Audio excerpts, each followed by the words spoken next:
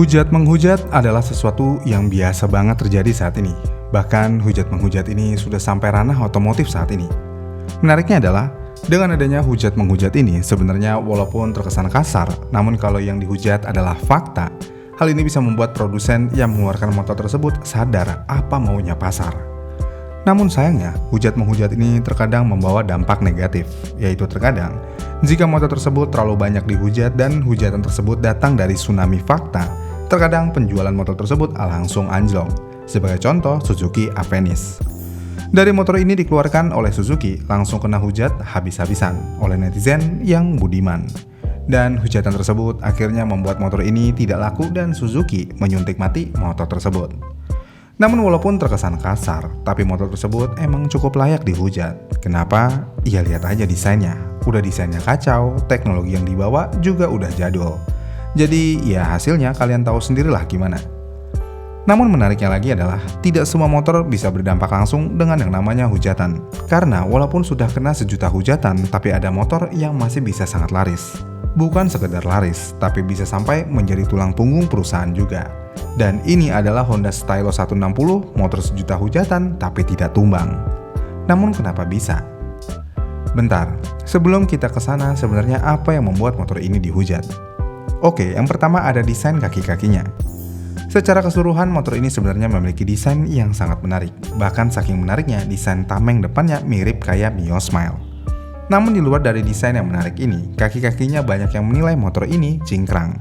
Proporsinya kurang pas di bagian belakangnya. Ya kalau dilihat sih emang ada benernya juga hujatan ini. Tapi jika dilihat secara keseluruhan, cingkrangnya motor ini sebenarnya nggak terlalu parah dan masih dalam batas wajar. Ya wajar bagi motor Honda. Namun yang bikin parah dari perihal bagian bawah motor ini adalah knalpotnya. Tarikan bodinya udah cakep, proporsinya terlihat sangat pas. Dari depan, belakang, dan samping semua terkesan mantap, asalkan jangan dari samping kanan, karena knalpotnya letoy.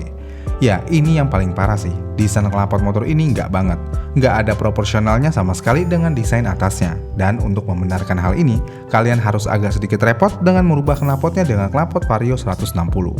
Kalau udah pakai knalpot Vario, udah dijamin tampilannya jadi lebih mantap.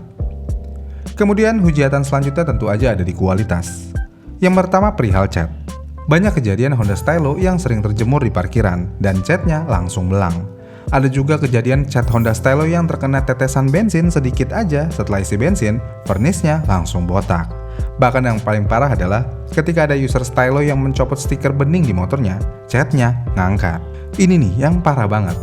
Tapi walaupun terkesan gak wajar, namun semua ini menjadi wajar karena ini adalah produk Honda. Iya kan?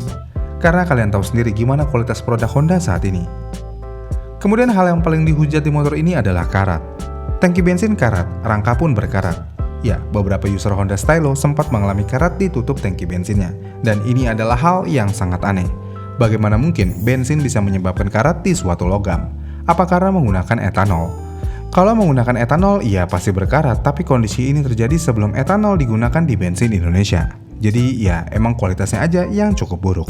Belum lagi rangkai ISAF yang sangat fenomenal tersebut. Walaupun Honda Stylo keluar di pasaran setelah kasus rangkai ISAF sudah mulai memudar dan katanya udah di-upgrade dari segi kualitas dan finishing, namun tetap aja sebagai orang yang paham akan resiko, ini menjadi aib tersendiri untuk motor ini. Dengan adanya hal ini semua, apakah motor ini layak dihujat? Jawabannya tentu aja iya, karena banyak hal yang merugikan konsumen di sini. Namun kenapa jika hujatan motor ini sangat banyak, tapi kenapa motor ini sangat laku? Kita lihat dulu data penjualannya. Semenjak diluncurkan, Honda menargetkan motor ini akan laku 10.000 unit per bulannya. Dan ya, ketika diluncurkan, data penjualan bulan Februari sampai dengan Maret 2024, motor ini langsung mendapatkan SPK sebanyak 10.000 unit. Dan hal ini hampir selalu konsisten setiap bulannya. Bahkan di event-event besar seperti Gias tahun ini, Honda Stylo menjadi motor paling laris dari Honda di event tersebut. Dan target regional motor ini pun hampir bisa dibilang selalu tembus target. Misalnya di Bekasi, 500 unit per bulannya. Dan di beberapa daerah lainnya pun selalu tembus target. Bahkan ada berita, target penjualan Stylo di Bali yang awalnya di 200-300 unit aja, saat ini sudah dinaikkan menjadi 400 unit lebih per bulannya. Dengan adanya kenaikan target tersebut, tapi hal tersebut bukan masalah karena animo terhadap motor ini masih sangat tinggi. Namun kenapa bisa motor penuh hujatan ini bisa laku keras? Jawabannya tentu aja dan udah pasti yang seharusnya udah nggak perlu disebutkan lagi, yaitu kredit yang mudah. Namun di luar dari kredit yang mudah, pasar Indonesia selalu melihat motor dari desainnya dulu sebelum ke spesifikasinya. Dan Honda Stylo menawarkan desain yang sangat menarik. Bahkan saya bisa bilang, dari semua produsen Jepang yang mengeluarkan Matic Vespa wannabe ini, Honda Stylo memiliki desain yang paling menarik. Jika desainnya menarik, proses kreditnya mudah, tentu aja ini menjadi combo sempurna untuk motor ini bisa laris walaupun diterpa badai hujatan. Namun apakah orang yang membeli Stylo cuma orang yang pengen desainnya doang? Sebenarnya enggak juga, karena Stylo sebenarnya punya kelebihan lainnya selain desainnya yang menarik. Misalnya speedometernya yang udah full digital. Ya, speedometer digital saat ini udah menjadi standar yang harus banget produsen berikan. Jangan kayak Suzuki, tahun 2025 udah mau berakhir aja, masih ngeluarin motor dengan speedometer analog. Ini udah agak kurang relevan. Namun dengan adanya motor-motor yang masih menggunakan speedometer analog, speedometer digital masih menjadi terlihat menarik ketika dijadikan fitur standar. Dan Honda Stylo menang dalam hal tersebut. Kemudian selain itu, Honda Stylo memiliki mesin 160cc ala-ala yang digunakan Vario dan PCX, yang mana mesin ini memiliki bor di 60 dan stroke di 55,5 mm dengan kompresi 12:1, yang bisa menghasilkan tenaga di 11,3 kW di 8.500 rpm, dengan torsi maksimum di 13,8 Nm.